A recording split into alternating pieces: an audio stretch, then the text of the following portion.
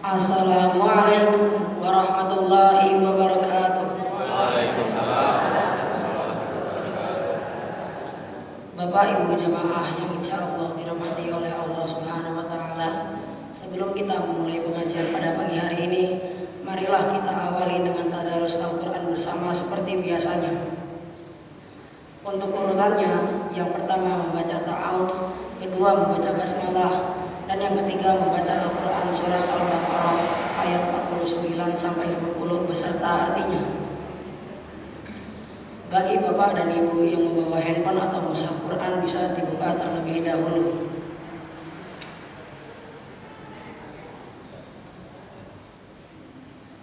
Nanti saya membaca, mohon diikuti ya. Sudah bisa dimulai, Pak, Bu. A'udzu billahi minasy syaithanir rajim. A'udzu billahi minasy syaithanir rajim. Bismillahirrahmanirrahim. Bismillahirrahmanirrahim. Wa idh najjaynakum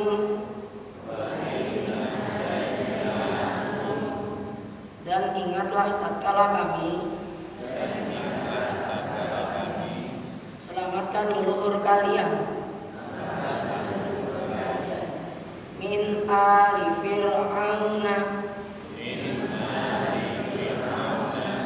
dari pengikut Fir'aun yasumunakum mereka menimpakan kepada kalian su'al azabi siksaan buruk atau keji. Yudabbihuna abna'akum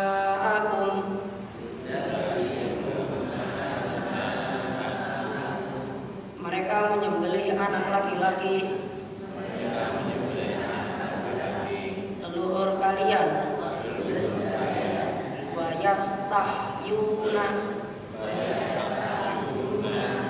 dan mereka membiarkan hidup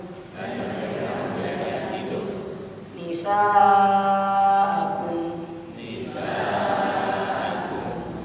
anak-anak perempuan leluhur kalian. Wa fi dzalikum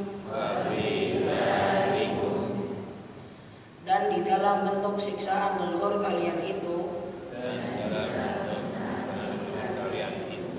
bala'un mir rabbikum azim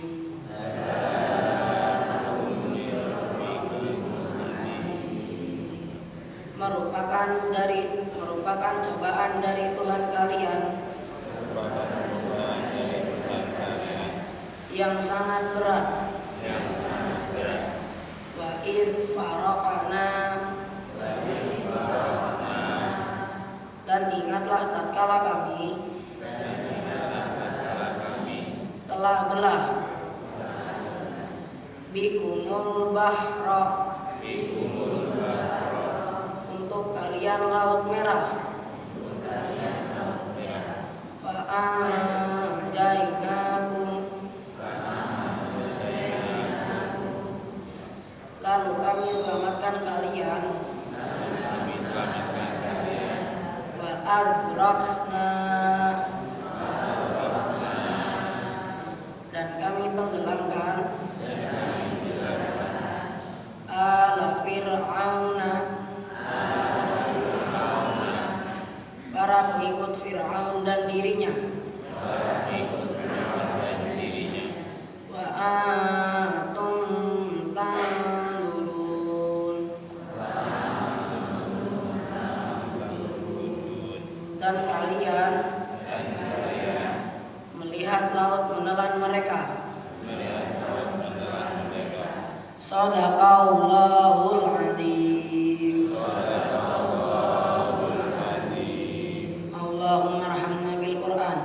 Assalamualaikum warahmatullahi wabarakatuh.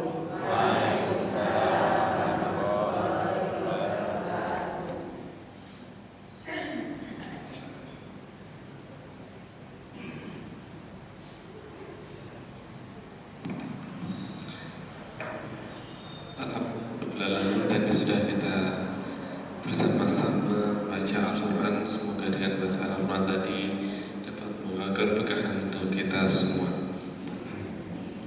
Assalamualaikum warahmatullahi wabarakatuh. Alhamdulillahirabbil alamin wa bihi nasta'inu ala umuri dunya wa din. Asyhadu an la ilaha illallah wahdahu la syarika lah wa asyhadu anna Muhammadan abduhu wa rasuluhu la nabiyya ba'da. Allahumma shalli ala Muhammad wa ala ali Muhammad. Alhamdulillah, puji dan syukur marilah senantiasa kita panjatkan kepada Allah Subhanahu wa taala atas segala nikmat dan karunia-Nya.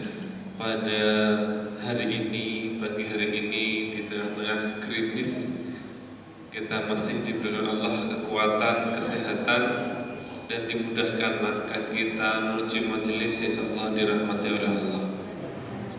Salawat dan salam semoga tercurah limpahkan baginda Rasul Muhammad Sallallahu Alaihi Wasallam, pada sahabatnya, kepada keluarganya, dan insyaallah kita termasuk orang-orang yang nanti mendapatkan syafaatnya di yaumul akhir. Amin ya rabbal alamin. Bapak Ibu jemaah pengajian Ahad pagi yang dirahmati Allah, pada kesempatan pagi hari ini sesuai dengan yang kita sampaikan, hari ini telah hadir pemateri kita Ustadz Insinyur Haji Nanung Denardono yang pagi hari ini akan memberikan tausiahnya terkait dengan hikmah di balik pengharaman bangkai darah daging babi dan PMK yang saat ini baru marak di lingkungan kita. Untuk itu, mari kita awali, kita buka pengajian Ahad pagi ini dengan baca basmalah secara berjamaah. Bismillahirrahmanirrahim. Untuk itu kepada Ustaz, tempat kami persilahkan.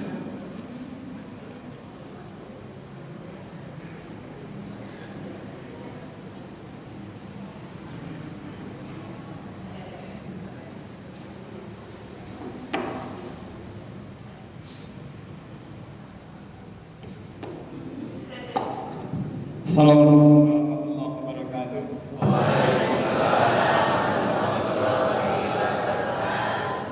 Alhamdulillahirabbil alamin walladzi arsala rasulahu bil huda wa dinil haq yad'u ila dini kullih wa kafa billahi shahida. Asyhadu an la ilaha illallah wa asyhadu anna Muhammadar Rasulullah. Allahumma shalli wa sallim wa barik ala sayyidina Muhammadin wa ala alihi wa sahbihi ajmain. Qala Allah ta'ala fi kitabil karim, a'udzu billahi minasyaitonir rajim. Bismillahirrahmanirrahim. Ya ayyuhan nasu kullu mimma fil ardi halalan thayyiban wa la tattabi'u khutuwatis syaitan innahu lakum aduwwun mubin. Allah Ta'ala fi kitabil karim, a'udzu billahi minasyaitonir rajim. Bismillahirrahmanirrahim.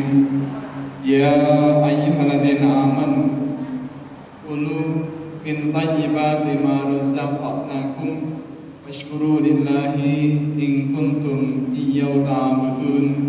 Innama harrama 'alaikumul maitata wad-dama wa lahmal khinziri wa uhilla bihi li ghairillah faman ittara ghayra baghin fala isma 'alaihi innallaha ghafurur rahim. Ibu, bapak, masyaallah muslimin, jamaah calon penghuni surga yang kami hormati dan yang dimuliakan Allah Subhanahu wa taala. Marilah di kesempatan pagi hari ini, di kesempatan pagi hari ini kembali kita aturkan rasa syukur kita ke hadirat Allah Subhanahu wa taala. Karena sungguh atas karunia Allah di pagi hari ini kita masih diperkenankan untuk bisa hadir di majelis taklim di pagi hari ini dalam kondisi yang sangat baik. Bapak Ibu, alhamdulillah di pagi hari ini kita nyaman berada di tempat ini. Perasaan kita pun nyaman selain karena kita sehat, juga kita nyaman karena rumah kita masih utuh, boten kebanjiran, boten kelongsoran, boten kobongan, boten kemalingan, boten kerampokan, boten ingin angin lesus, boten macam ini. Alhamdulillah. Dan keluarga kita di rumah kita masih lengkap. Maka mudah-mudahan Bapak Ibu, semua nikmat Allah ini bisa kita syukuri dengan ibadah yang lebih maksimal kepada Allah Subhanahu wa taala. Yang kedua, semoga salawat dan salam senantiasa Allah limpahkan kepada baginda Rasul Muhammad sallallahu alaihi wasallam, dan semoga Allah limpahkan pula kepada keluarga beliau, juga sahabat beliau, para tabi'in, para alim ulama, dan semoga terlimpah buah pula kepada kita sekalian yang ada di kesempatan di pagi hari ini.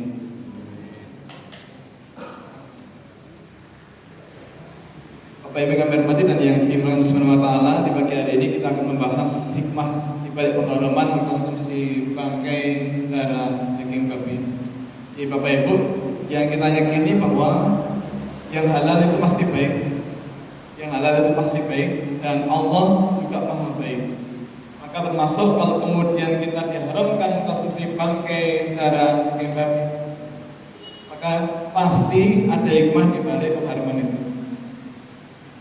Bapak Ibu, jika Allah haramkan kita mengkonsumsi bangkai darah daging babi, maka pasti ada hikmahnya. Dan hikmahnya itu bukan karena Allah pelit. Jadi jika Allah haramkan sesuatu, maka pasti ada sebabnya.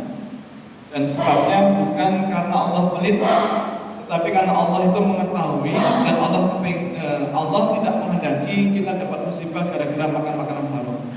Ulangi Bapak Ibu, jika Allah haramkan kita mengkonsumsi sesuatu, maka sebabnya bukan karena Allah pelit, tapi karena Allah mengetahui dan Allah tidak menginginkan kita dapat musibah gara-gara makan makanan haram. Nah, Bapak Ibu, di Quran surat Al-Baqarah ayat 173 Allah berfirman, A'udzu billahi minasyaitonir rajim, bismillahirrahmanirrahim. Innama harrama 'alaikumul maitata wad-dama walamal khinziri wa ma uhilla bihi li ghairillah faman ittara ghayra baghin fala ithma alayhi innallaha ghafurur rahim. Sesungguhnya adalah diharamkan bagi kalian memakan bangkai darah daging babi dan daging binatang yang disembelih dengan menyebut nama selain Allah. Maka barang siapa dalam keadaan terpaksa memakannya dan dia tidak menginginkannya dan tidak melampaui batas, maka tidak ada dosa baginya, dan Allah Maha Pengampun lagi Maha Penyayang. Nah, di ayat ini Allah mengharamkan kita mengkonsumsi bangkai darah daging babi. Kemudian Bapak Ibu, di Quran surat Al-Maidah ayat 90 Allah berfirman, A'udzu billahi minasyaitonir rajim, bismillahirrahmanirrahim. Ya ayyuhalladzina amanu innamal khamru wal maisiru wal ansabu wal azlamu rijsun min amali syaitan fajtanibuhu la'allakum tuflihun. Wahai orang-orang beriman, sesungguhnya meminum minuman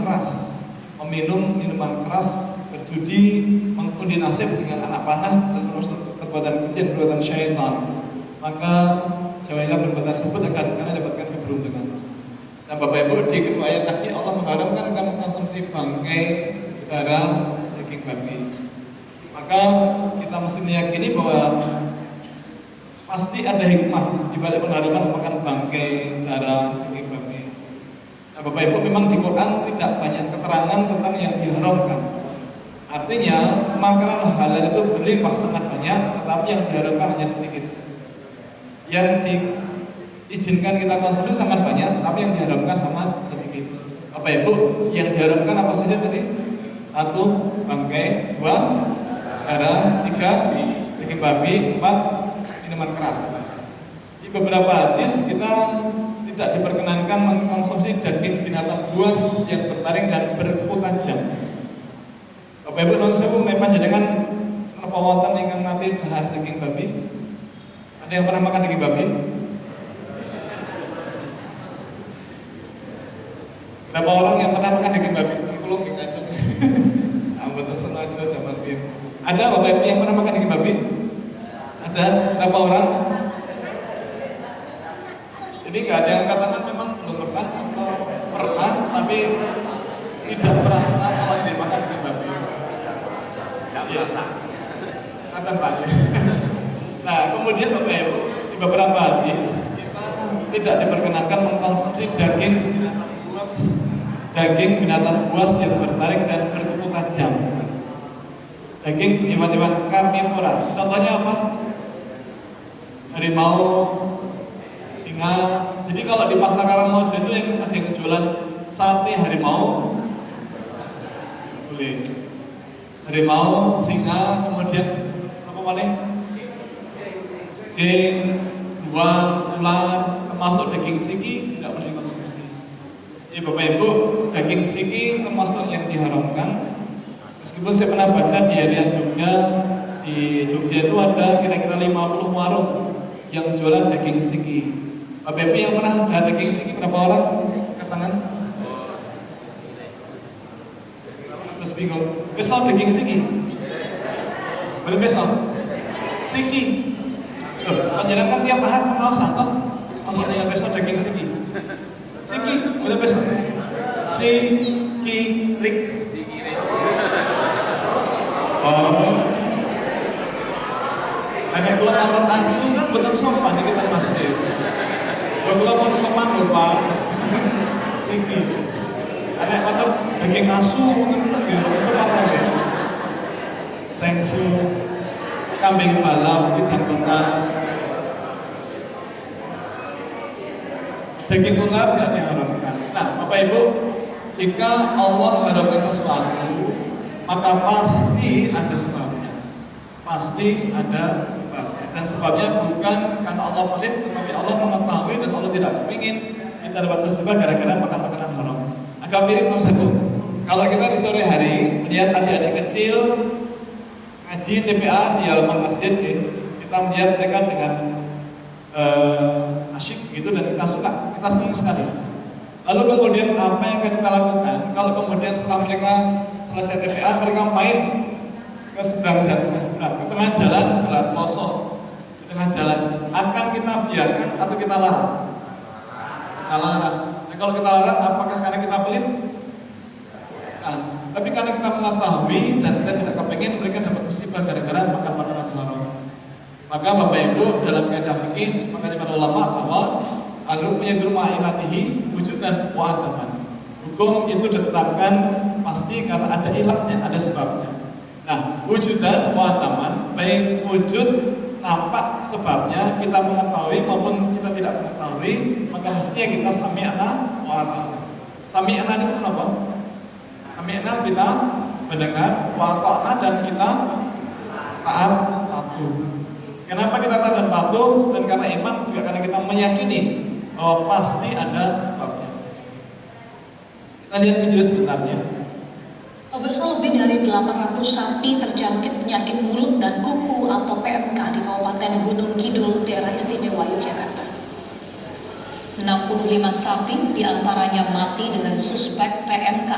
Pasar hewan terbesar di Gunung Kidul, yakni Pasar Hewan Siono Harjo, sepi aktivitas perdagangan hewan ternak setelah wabah PMK merebak kurang dari sebulan terakhir. Suasana pasar yang biasanya dipenuhi sekitar 500 ternak sapi dalam sekali masa pasaran kini menurun drastis hingga 50%. Para peternak memilih tidak ke pasar untuk menghindari kemungkinan penularan PMK pada ternak sapinya. Dinas Perdagangan Gunung Kidul mengatakan bahwa sampai saat ini tidak menutup 2 pasar hewan terbesar di Gunung Kidul itu. Meski tidak ditutup, pihaknya akan menyemprot disinfektan bagi ternak dan mobil pengangkut yang masuk ke pasar. Hal ini untuk melindungi para peternak dari merosotnya harga jual ternak yang sehat akibat wabah. Tidak hanya di Gunung Kidul, termasuk di Ransi. Mulai melebar di Wonogiri. Pihak pemerintah daerah mengambil langkah tegas dengan menyemprotkan cairan disinfektan untuk mencegah penyebaran penyakit pada hewan ternak. Wabah PMK penyakit mulut dan kuku mulai menyebar di Wonogiri. Ada 400 sapi yang terjangkit PMK sehingga pihak kabupaten menyemprotkan cairan desinfektan di pasar Pracimantoro, Wonogiri. Penyemprotan dilakukan setelah pasar hewan ditutup sementara oleh Pemda. Bupati Wonogiri Joko Sutopo memimpin proses penyemprotan di pasar hewan Pracimantoro. Tidak hanya di Pracimantoro, ada 17 pasar hewan di Wonogiri yang dilakukan penyemprotan serentak. Area yang disemprot meliputi halaman, tempat parkir, warung, hingga tiang mengikat tali kekang hewan. Langkah antisipasi ini diapresiasi masyarakat Wonogiri, terutama para peternak. Para petani peternak kami hari ini galau karena ternaknya banyak yang terjangkit PMK. Datanya sudah cukup memprihatinkan. Dalam beberapa hari itu, kalau sekarang sudah di atas, saya yakin sudah di atas 100. Betul, pasti tambah karena kemarin di Jumat kemarin. Bapak Ibu, kenapa dilakukan penyemprotan? Karena PMK, penyakit mulut dan kuku atau penyakit mulut dan kaki ini disebabkan oleh virus. Disebabkan oleh virus, dan karena virus maka sangat mudah menyebar. Virus itu bisa menyebar lewat sentuhan, jadi misalnya ada warga masyarakat yang mendengar kabar bahwa sapi tetangganya sakit kena PMK, kemudian tilik sapi, kemudian mendekat ke kandang, setelah itu kembali ke kandangnya, terus sudah membawa virus PMK, mirip COVID zaman dulu. Nah, maka karena virus maka dilakukan penyemprotan. Tidak sedikit kemudian hewan-hewan ternak sapi yang tidak kuat kemudian ambruk. Bahkan belakangan ini Bapak Ibu tidak nampak lepuh atau sariawan tiba-tiba tubuhnya kejang terus ambruk mati. Ini luar biasa. Maka tindakan pencegahan yang dilakukan pemerintah yaitu membagikan suntian vaksin untuk sapi dan Bapak Ibu panjenengan dengan kandungan lembu tinggal kontak Menteri Kesehatan atau PPL atau DPKH, Dinas Peternakan dan Kesehatan Hewan, segera minta untuk divaksin sapinya, bukan panjenengan tapi sapinya, dengan harapan kekebalan tubuhnya jadi makin kuat dan seterusnya. Tapi Bapak Ibu tidak sedikit sapinya kemudian mati. Nah ternyata sekarang tidak sedikit pula orang-orang yang menjual sapi bangkai. Maaf, dari Gunung Kidul ini dikenal banyak sapi bangkai masuk ke Jogja. Ya memang karena sapi bangkai itu kan sangat murah. Sapi hidup berapa harganya Bapak Ibu? 20 sampai 25. Kalau sapi mati itu cuma 1 sampai 3 juta saja. Jadi keuntungannya luar biasa, banyak sekali. Padahal daging sapi bangkai itu kan tidak boleh dikonsumsi. Bapak Ibu, tidak hanya sapi bangkai, juga ada daging ayam bangkai atau ayam tiren. Nah kalau ayam tiren itu singkatan saking apa teman? Mati kemarin, Bapak Ibu, ayam hidup kok bisa mati dan jadi bangkai, sebabnya apa? Oh, saya kalau daging ayam tiren atau ayam bangkai itu daging ayam yang apa? Sudah mati. Lalu panjenengan buat ayam goreng itu apa? Ayam bangkai. Itu kan sudah mati itu ayamnya. Demi Allah ayam goreng itu pun mati nih ayam itu. Oke, mati bukan karena disembelih secara syar'i. Nah Bapak Ibu, kalau ayam hidup kok bisa mati bukan karena disembelih karena apa? Satu karena penyakit, kedua mati tua. Jadi ayamnya sudah 90 tahun. Tiga, kecelakaan. Oh ketabrak motor ya. Apa mereka ketabrak bis wisata. Yang ketiga, yang keempat racunan, 5 cemplung sumur, 6 seret kabel tapi tidak jalanan kabel. Apa meleh? Kurang makan dan seterusnya yang tidak sempat disembelih. Termasuk kalau sapi hidup, Bapak Ibu, sapi hidup tidak bisa mati dan jadi bangkai. Sapi hidup kok mati dan jadi bangkai itu sebabnya apa? Satu, kena penyakit, kena PMK, kena antraks dan seterusnya. Dua, mati tua, jadi sapinya sudah 90 tahun. Tiga, racunan, betul. 4, Kecelakaan? Oh, sudah. Bapak Ibu, kalau ayam ketabrak motor bisa mati apa tidak? Bisa. Nah kalau sapi ketabrak motor yang mati siapa? Oh yang nabrak? Yang nabrak yang mati. Nah Bapak Ibu, jadi kalau sapi hidup kok bisa mati dan jadi bangkai, pasti ada sebabnya, pasti. Nah Bapak Ibu, ngobrol karena tidak sedikit Gunung Kidul ini dikenal sebagai daerah endemi antraks. Endemi itu daerah wabah tapi lokal. Gunung Kidul. Gunung Kidul dikenal daerah wabah antraks. Dan wabahnya belum selesai. Makanya sebentar-sebentar kemudian muncul kasus antraks. Karena penanganannya tidak selesai. Nah, bahkan kemarin 2 tahun yang lalu di Dusun Jati, Semanggu, itu ada 1 orang yang sampai meninggal. Beritanya, bila panjenengan misalnya sempat menyimak. Wabah antraks ini terungkap setelah sebuah rumah sakit di Kota Yogyakarta menyatakan ada warga Semanggu yang meninggal karena terjangkit antraks pada 4 Juli lalu. Dinas Kesehatan langsung melakukan investigasi dan mendapati penyakit itu menyebar setelah warga yang meninggal tersebut menyembelih sapi yang mati karena sakit akibat antraks dan membagikan dagingnya kepada warga di sekitarnya. Akibat peristiwa itu, 85 warga terkonfirmasi positif antraks. 18 orang diantaranya mengalami gejala gatal dan pekat serta ada benjolan di tubuh. Yang kontak dengan daging itu kami ambil sampelnya, darahnya itu ada 125 orang yang kita ambil. Dari 125 orang itu yang positif. Kembali lagi di Kawal Pagi Bursa, 2 orang warga Kapal Mewon di Gedang Sari, Kabupaten. Nusem Bapak Ibu, kasus di Dusun Jati itu bermula dari ada beberapa ada 1 orang warga Dusun Jati yang sakit kemudian dibawa ke rumah sakit kemudian meninggal. Nah dokter curiga kok ciri-cirinya seperti orang yang kena penyakit antraks. Nah kemudian cek darah ternyata fix positif, ternyata ada bakteri Bacillus anthracis di pembuluh darahnya. Nah maka karena ada manusia yang kena antraks, patut diduga di daerah itu ada, di daerah tempat tinggalnya ada wabah antraks. Nah kemudian dicek ternyata betul ada beberapa hewan yang sakit kemudian mati. Nah kemudian warga masyarakat dicek dari 100 sekian, 120 warga dicek, 85 diantaranya positif kena penyakit antraks, yang 18 diantaranya tadi disebutkan bergejala.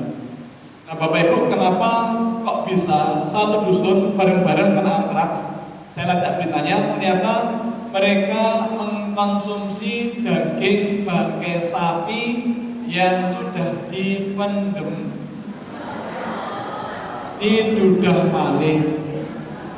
Saya itu kan lacak beritanya, ternyata ada warga masyarakat yang melapor ke petugas karena sapinya mati. Nah karena daerah Gunung Kidul daerah endemi antraks, maka petugas dari DPKH datang rombongan kemudian meminta kepada warga yang bersangkutan untuk memendem. Maksud Indonesia ini mendem, mengubur ya. Jadi bukan memendem tapi mengubur bangkai sapi tadi. Nah warga manut, kemudian sapinya dikubur. Tapi kemudian ketika para petugas itu mungkur itu apa? Oh kembali itu mungkur. Jadi nanti kalau saya putar badan itu mungkur. Nah jadi ketika para petugas itu mungkur, warga itu mendudah, menggali lagi bangkai sapi tadi, kemudian daging bangkainya dipotong-potong, dibagikan ke tetangga. Ini karena tradisi berandun. Berandun itu kan kalau ada warga masyarakat yang kehilangan sapinya karena mati, maka tetangga-tetangga iuran untuk ngenteng-ngentengin tetangga yang kehilangan sapinya. Karena 1 sapi kan 20 juta kalau tidak, 2 sapi itu 40 juta. Nah sampai di situ bagus. Masalahnya adalah kok kemudian daging bangkainya dimakan, bahkan sudah dikubur, dipendem, didudah lagi. Nah di koran berita itu dibantah oleh Pak Kadus setempat.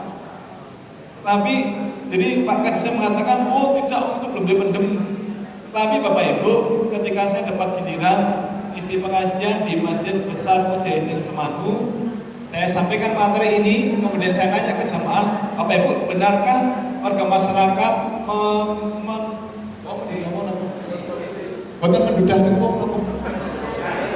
apakah betul ke masyarakat menggali lagi kuburan sapi itu, kemudian dagingnya dipotong-potong dibagi?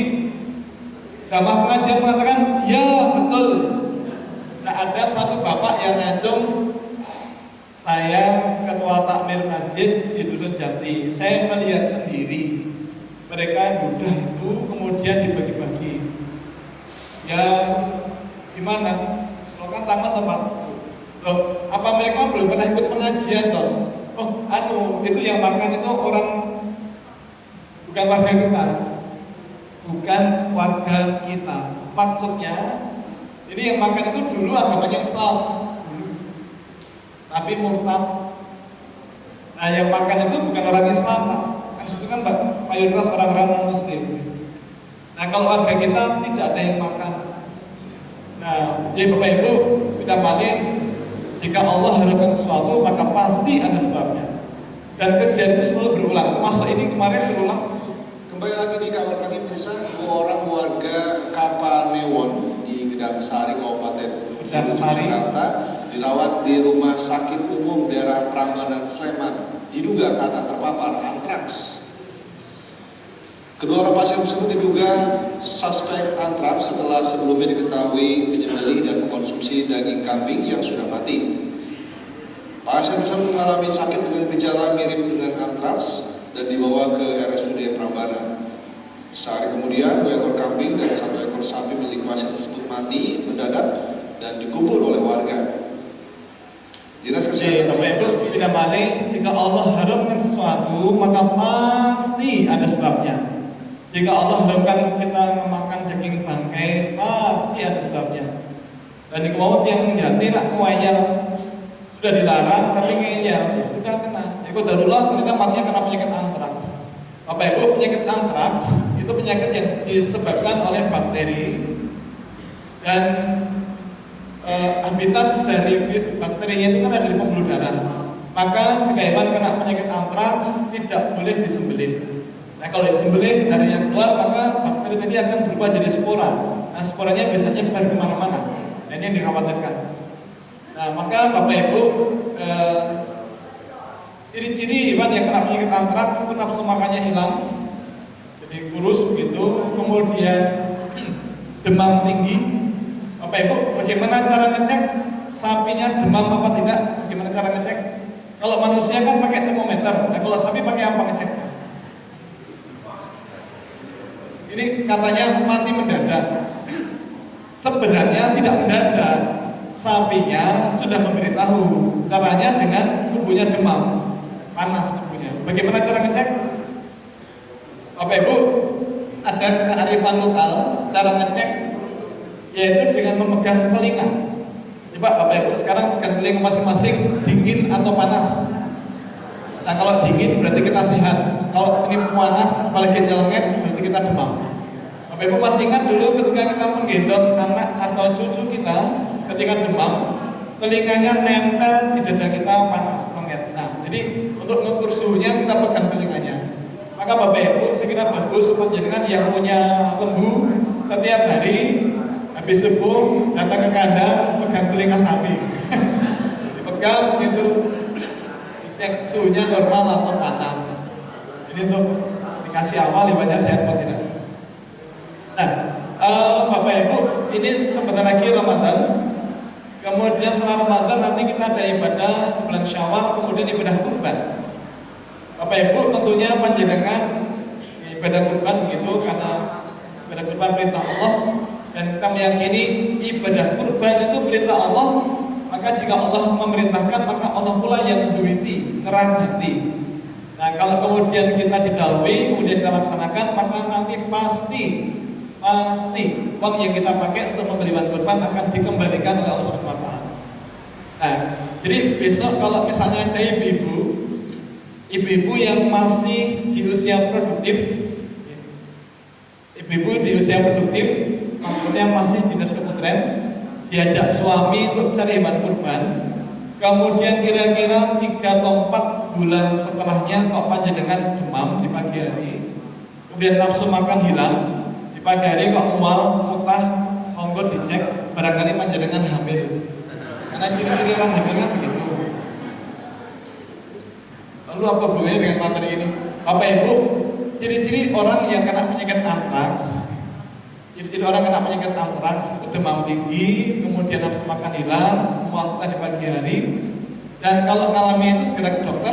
Insya Allah kalau diobati, insya Allah kemungkinan 95% sembuh. Yang penting tidak telat. Bapak Ibu, tidak hanya antraks, ini ada berita ini warga makan daging bangkai sapi, kemudian kulit warga melepuh. Ini kurang apa tadi? Oke, zon. Ada lagi yang Jogja. Ini ada orang meninggal. Nah, sebelum meninggal korban berpesta miras 3 hari dan makan daging bangkai babi. Bangkai babi berarti tingkat haramnya berapa kali? 2. Bangkai babi.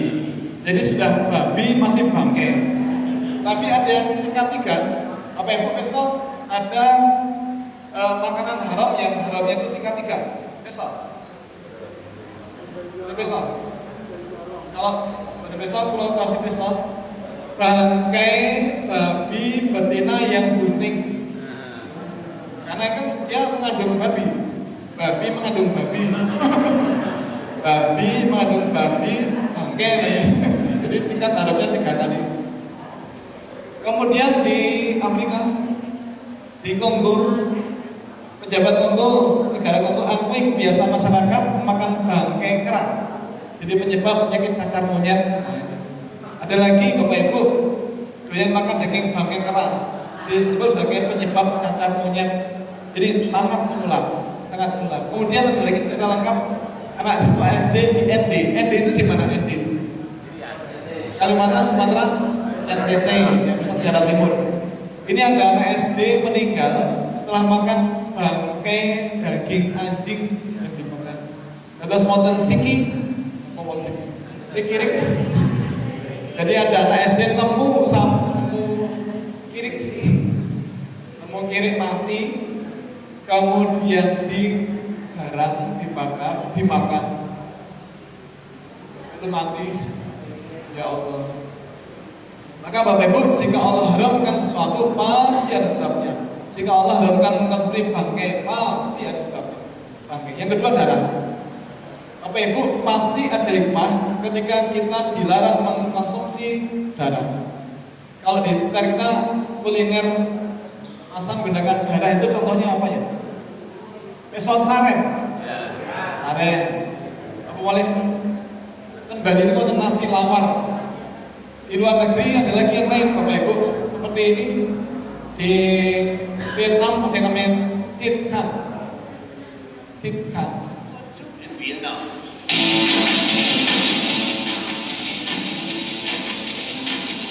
Vietnam.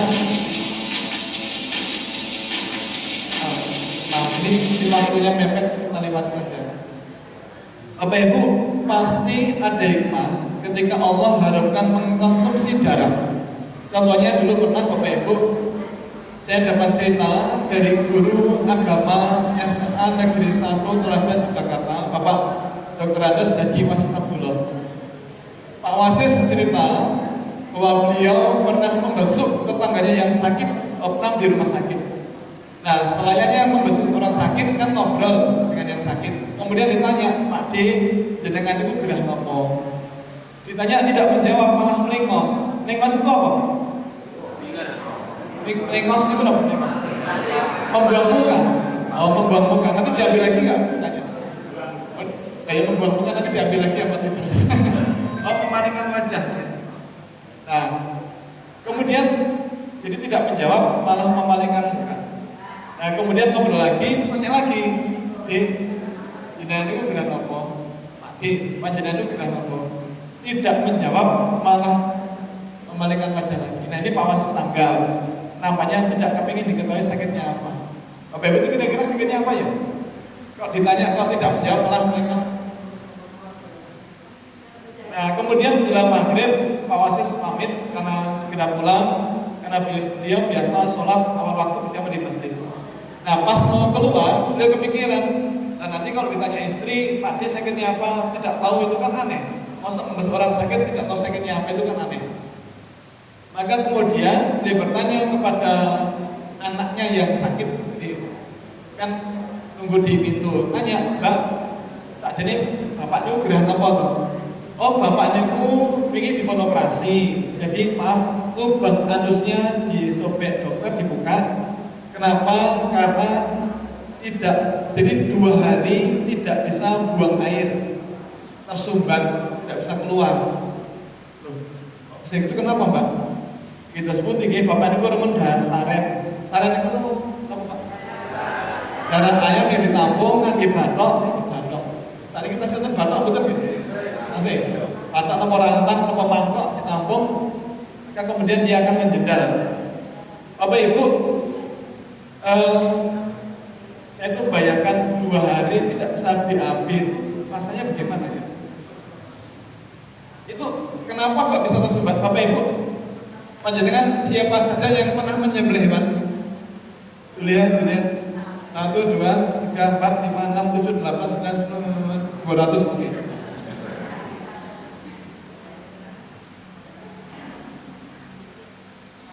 Nah Bapak Ibu, kalau kita menyembelih hewan, darah kita tampung segera akan membeku atau menjendal. Kenapa? Karena ada zat pembekuan darah. Nah ternyata Bapak Ibu, zat pembekuan darah itu masih aktif meskipun darahnya sudah digoreng. Nah jadi ini menarik ya. Jadi meskipun sudah digoreng, zat pembekuan darahnya masih aktif dan membekukan isi perut orang yang memakannya. Nah maka apakah salah jika Allah harapkan konsumsi darah? Bapak Ibu, panjenengan rekor ngapet BAB berapa lama? 2 hari? 1 hari? Setengah hari? Atau beberapa jam? Rasanya bagaimana ya? Atau gini, kita membayangkan begini, Bapak Ibu, kita bangun malam, tahajud, selesai sholat tahajud, kira-kira jam 3:30. Ngantuk, kalau mau tidur kok tanggung, karena sebentar lagi ada subuh. Tapi kalau tidak tidur kok ngantuk banget. Tidur ini mungkin Belanda beribun. Akhirnya duduk CD 12 tertidur. Bangun-bangun jam 4 lebih 1/4. Berarti 4 menit lagi mau komat. Nah kemudian bergegas wudhu, kemudian berpakaian rapi, segera ke masjid. Tapi kemudian kita merasa, aduh, kok perut, kok ada tanda-tanda ingin harus dikeluarkan. Bapak Ibu, 3 menit lagi komat. Sebaiknya kita BAB dulu atau ke masjid. Tapi mungkin telat sebetulnya. Nanti Pak Dorokaan. Gimana baiknya? BAB dulu atau segera ke masjid? Karena setelah subuh hanya 2 rakaat. Bagaimana? Ini kurang 2 menit berarti. Tapi kok tanggung ya? Akhirnya berangkat ke masjid. Sampai di halaman masjid betul iqomah. Nah, kemudian Bapak Ibu, ketika kita bergabung untuk sholat jamaah, ternyata yang jadi imam itu bukan imam biasanya.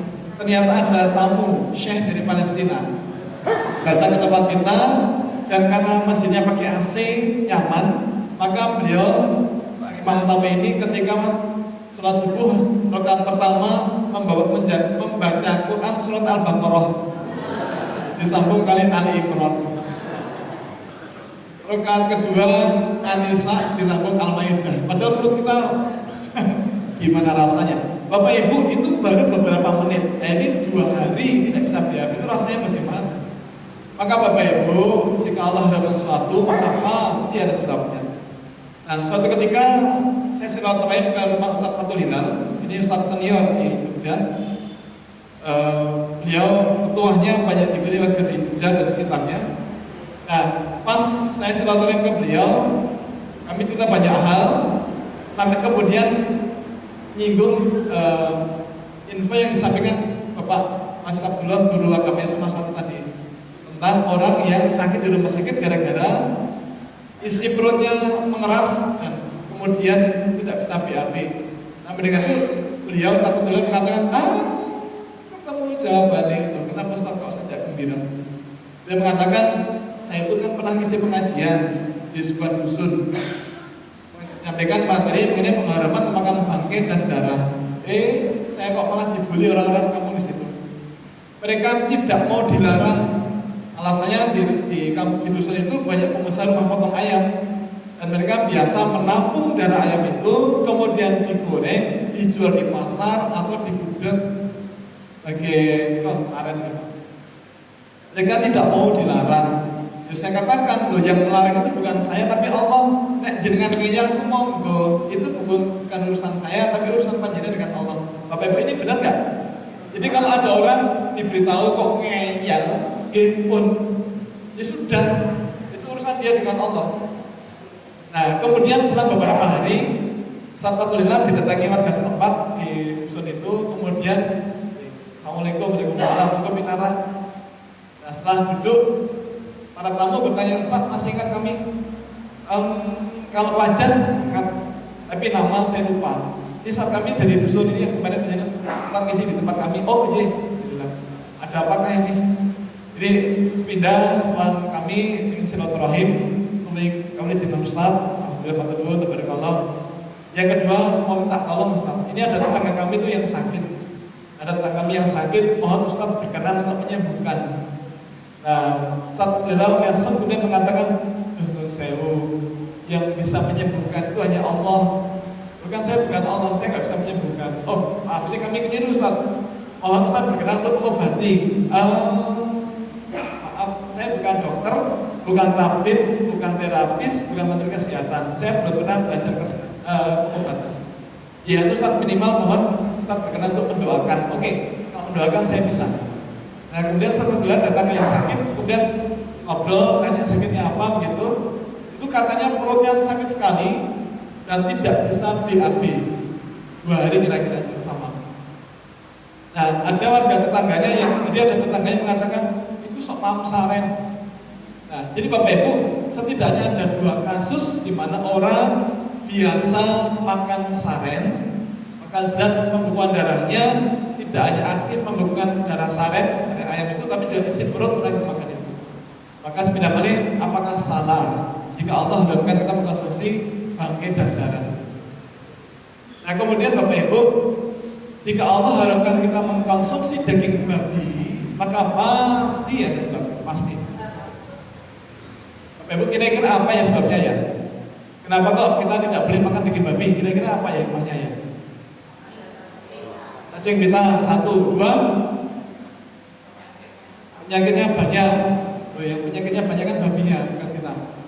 Bapak Ibu non sewu, tingkat kedekatan DNA antara hewan dan manusia yang paling dekat adalah babi. Maka selain pewarisan sifat, juga penyakit-penyakit dari babi mudah menular ke manusia. Penyakit-penyakit dari babi itu mudah menular ke manusia. Tidak sedikit orang yang ketularan penyakit dari babi. Contohnya tadi cacing pita ini. Kemudian karena kedekatan DNA, maka pewarisan sifat juga mungkin terjadi. Bapak Ibu, babi adalah binatang yang paling jorok dan paling rakus di kelasnya. Dia makan apapun yang ada di depannya. Nah kalau makanannya sudah habis, karena dia belum puas, dia akan cari sampah. Bahkan segala bus-busan dia mau juga begitu. Bahkan dulu pernah saya dapat info dari mahasiswa saya cerita bahwa pernah ketika praktikum peternakan babi itu melihat ada induk babi. Induk itu apa? Bok babi makan bangkai anaknya sendiri. Kemudian Bapak Ibu, babi itu kadang untuk memuaskan sifat rakusnya, dia muntahkan isi perutnya, kemudian dimakan lagi. Dan apapun itu dimakan. Nah sekarang kan banyak loh, Bapak Ibu, orang-orang yang apapun dimakan. Tidak hanya makan manusia, makan pasir, semen, isi beton, KTP, ya, aspal, wonten aspal. Aspal gitu banget.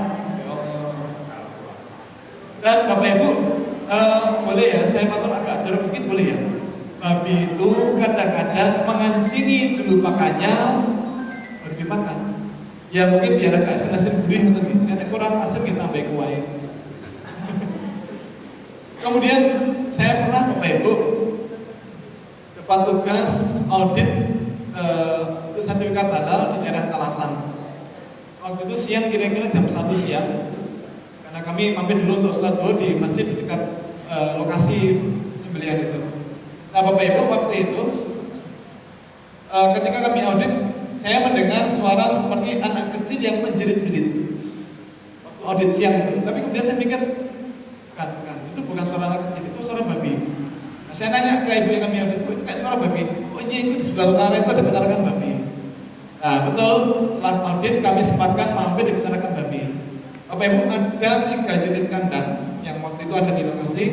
Yang utara kandang indukan, yang tengah kandang pembesaran, yang selatan kandang benci. Benci ini pun apa gitu? Babi. Nah kami mampir dulu yang di utara, kandang indukan.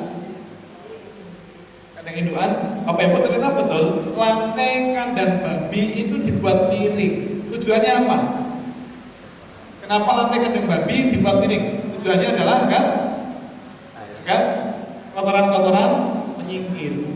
Tapi Bapak Ibu nun sewu ternyata sudah menjadi tabiat atau karakter babi. Kalau ada tempat yang bersih dan kering dan tempat yang basah dan kotor, babi lebih suka tiduran di tempat yang basah dan kotor. Mungkin dalam bahasa kita suka adem gitu ya. Makanya kalau di film-film kartun digambarkan babi suka berkubang di lumpur. Nah Bapak Ibu kalau kemudian dia tiduran tempat dia buang air, maka kotoran-kotoran akan menempel di badannya. Benar apa tidak?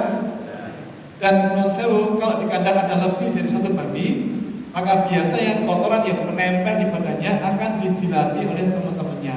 Jijiki, mohon jangan ditiru.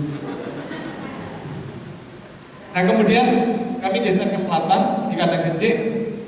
Saya perhatikan waktu itu, saya lupa waktu itu. Ada 4 atau 5 gecik saya lupa, tapi mereka berdiri depan belakang seperti anak kecil main sepur-sepuran itu ya. Nah tak perhatikan ngapain? Ya Allah ya Rabbi ya Karim. Itu gecik yang depan buang air belum sampai jatuh, jadi makan belakangnya terus sampai ke belakang. Ya Allah ya Rabbi, dijiki gila nih, mohon jangan ditiru. Nah, maka Bapak Ibu, karakter-karakter babi itu bisa menular atau dipindah ke manusia. Ya, karena kedekatan dia enak. Kemudian harga daging babi itu sangat tergantung kualitasnya. Kalau lemaknya tipis, maka harganya lebih mahal. Kalau lemaknya tebal, harganya lebih murah. Kenapa? Karena lemak babi itu LDL-nya lebih banyak daripada HDL. LDL ini kan low density lipoprotein atau kolesterol jahat. LDL ini mudah mengendap pada pembuluh darah. Maka kalau yang tersumbat adalah aliran pembuluh darah di otak, orang bisa stroke. Kalau yang tersumbat adalah aliran pembuluh darah ke jantung, orang bisa kena penyakit jantung, angina pectoris. Dan kalau yang tersumbat adalah aliran pembuluh darah ke saluran reproduksi, maka orang bisa kena penyakit padesu. Apa nih Bu? Masa depan suram. Nah kalau laki-laki impoten, yang susah si laki-laki atau istrinya? Dua-duanya. Nah, resiko itu harus diterima oleh orang yang gemar makan daging babi. Kemudian Bapak Ibu, lemak babi itu mudah teroksidasi dan jadi tengik. Nah kalau tengik maka dia memiliki sifat mudah menyebabkan kanker. Nah itulah jawaban kenapa di Eropa, di Amerika, di Cina, di negara-negara barat itu banyak orang yang kena penyakit kanker gara-gara makan daging babi. Bapak Ibu non sewu bohong kalkusi. Kalau ada orang mengatakan orang-orang barat itu baik-baik saja meskipun mereka makan daging babi, itu dusta. Wallahi demi Allah banyak orang-orang barat yang kena penyakit kanker gara-gara makan daging babi yang lemaknya tebal. Makanya sekarang di barat ada istilah pig dan hog. Pig itu daging babi yang lemaknya masih tipis. Kalau hog itu daging babi yang lemaknya tebal. Kenapa diberi nama itu? Karena mereka tidak mau makan daging babi yang lemaknya tebal karena takut kena kanker. Maka apakah salah kalau Allah itu mengharapkan kita memakan daging babi? Terus juga Bapak Ibu, banyak konsumen daging babi yang mengeluh daging babi itu pesing. Nah, Bapak Ibu, kenapa daging babi pesing? Kenapa daging babi pesing? Karena bukan karena makanannya, tetapi monggo ini bisa dibuka di buku Reproductive Physiology on Mammals and Birds. Monggo simpan kan kesakan banding-banding buku ini pun sakit ya.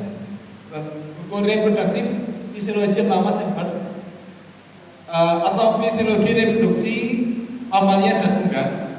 Dituliskan di situ kenapa banyak konsumen daging babi yang mengeluh daging babi kok pesing. Itu sebabnya karena pemesium dan kantong urin babi sering bocor dan urinnya merembes ke daging. Maka urin yang mestinya dibuang malah merembes ke daging. Bapak Ibu, urin itu isinya apa toh? Kotoran. Yang paling banyak dari urin itu apa? Apa? Amonia? Bukan. Urea? Bukan. Tapi air. Yang paling banyak adalah air. Yang buat aromanya pesing adalah amonia. Yang membuat warnanya kuning apa?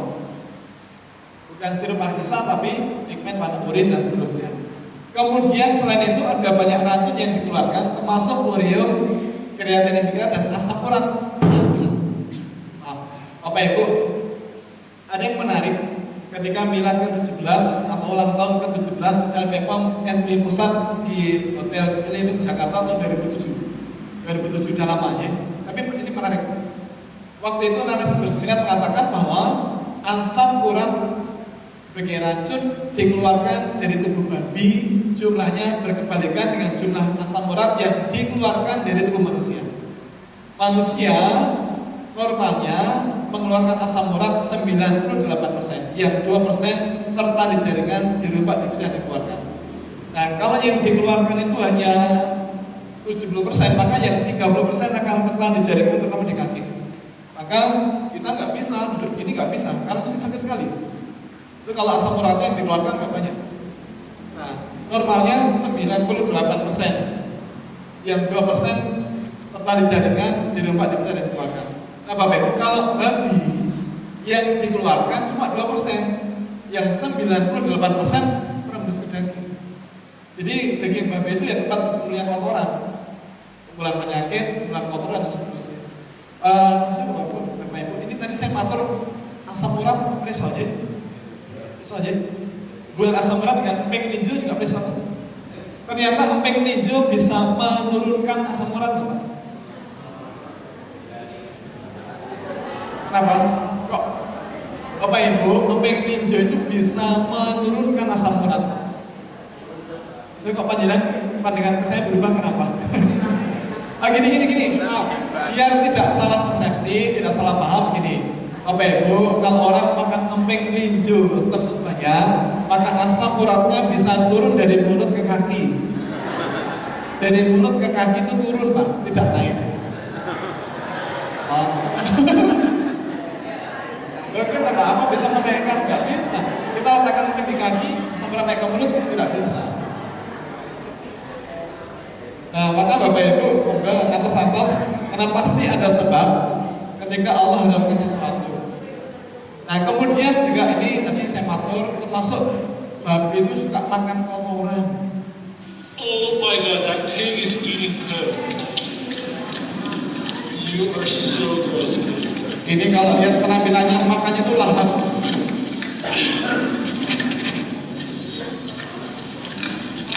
You are so disgusting.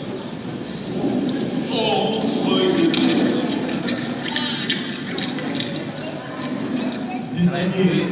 Itu dari penampilannya nampak babi itu sangat menikmati. Luar biasa. Memang babi itu jalan lah dengan makan kotoran. Bapak Ibu, ini di berbagai berita dipublikasikan, contohnya di China dan Vietnam ditemukan kasus penyakit terkait babi dan manusia. Dan kasus-kasus itu banyak. Maka fakta yang harus kita pahami bahwa memang daging babi itu menyebabkan banyak masalah, termasuk tadi kanker. Oke. Nah, Bapak Ibu, saya sampai kumpulkan data. Jadi ceritanya dulu, Bapak Ibu, ya, saya itu kan harus berangkat sekolah tahun 2008, harusnya berangkat kuliah di Inggris, tapi gak ada respon dari calon pembimbing. Saya kontak, gak pernah direspon.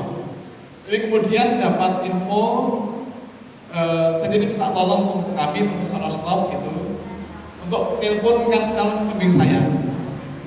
Nah, kemudian sampaikan ke saya, dia mengatakan saya telepon 3 kali tidak direspon, tidak diangkat. Tapi telepon yang keempat itu yang angkat perempuan. Jadi calon pembimbing saya itu namanya Tom Akamovic ya, Dr. Thomas Akamovic. Nah, kok nggak direspon? Nah, telepon yang keempat yang angkat perempuan. Perempuan itu mengatakan dia saudara, jadi kakaknya si Tom. Dia diberitahu Tom has just passed away. Tom barusan meninggal. Nah, belakangan pas saya berangkat kuliah di Inggris, saya nanya ke teman yang dari Pakistan, itu Tom kenapa kok meninggal? Oh, jadi Tom itu meninggal karena kanker hati. Nah, dulu kata beliau, saya udah ingatkan Tom untuk jangan suka makan daging babi, ngeyel. Ya sudah, benar akhirnya kena kanker. Nah, Bapak Ibu, saya jadi tertarik, apakah betul, apakah benar kalau orang makan babi udah kena kanker? Nah, ketemu jawabannya. Ini di berbagai publikasi ilmiah di jurnal-jurnal internasional, ternyata banyak sekali berita atau publikasi ilmiah yang menunjukkan hubungan erat antara konsumsi daging babi atau lemak babi dengan kanker. Contohnya misalnya lemak babi menyebabkan kanker payudara, daging babi menyebabkan kanker payudara. Tapi ini lemak, ini dagingnya. Terus daging babi menyebabkan kanker mulut atau oral cancer, daging babi menyebabkan kanker rektum atau rectal cancer. Daging dan lemak babi menyebabkan kanker ovarium atau ovarian cancer. Daging babi menyebabkan kanker colon dan rectum atau colorectal cancer. Daging babi menyebabkan kanker prostat. Ini pasti banyak lagi. Ini tempatnya nggak cukup. Maaf.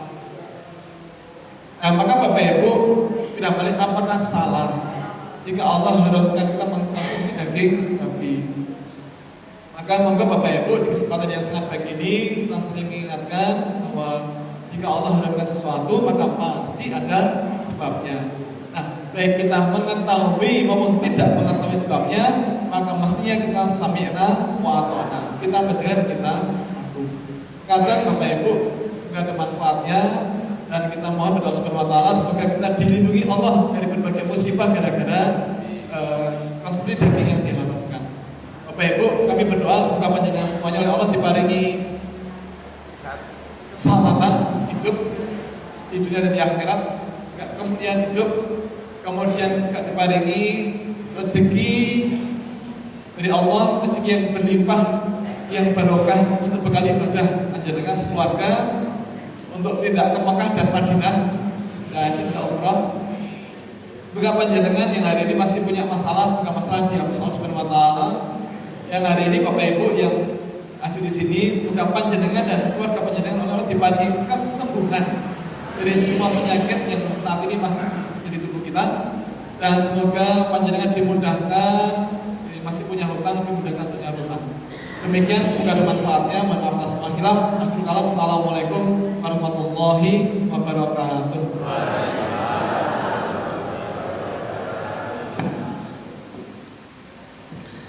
Alhamdulillahirrahmanirrahim. Jazakumullah khairan katsiran. Ucapkan kepada Ustaz Anudara yang pada hari ini telah memberikan tausiahnya bagaimana hikmah barang-barang yang haram, darah, bangkai dan daging babi terhadap kesehatan kita dan juga terhadap jiwa kita. Maka berperilaku yang baik itu juga menjadi salah satu bentuk kita untuk bisa menghindari hal-hal yang buruk. Selanjutnya pengumuman dari Ayahanda Pimpinan Cabang Muhammadiyah Karangmojo kami persilakan. Warahmatullahi wabarakatuh. Waktu sebentar yang pertama kita berdasarkan hasil koordinasi dari persyarikatan dan juga tim kaitannya dengan penentuan SD unggulan SD Muhammadiyah Unggulan Karangrejo kemarin sudah diputuskan bahwa mulai tahun belajar 2006 ini Karangrejo sudah mengusulkan SD Muhammadiyah Unggulan Karangrejo yang lokasinya juga di Nepuk. Ini untuk proses di dinas pendidikan sudah dikawal oleh Bapak Sugianto.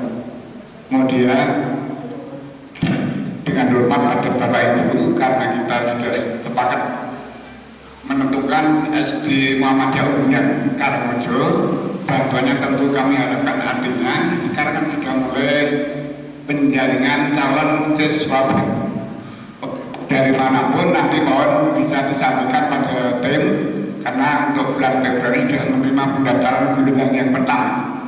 Jadi masalah jauh dan dekat bukan alasan, karena memang kami sudah menyiapkan satu kendaraan untuk antar jemput siswa. Sekali lagi bantuan dari Bapak Ibu tetap, terutama ibu-ibu pendidik pengasuh TKB, tetap kami wajibkan untuk mengirimkan siswanya dia ke SD Muhammadiyah Unggulan Karangrejo.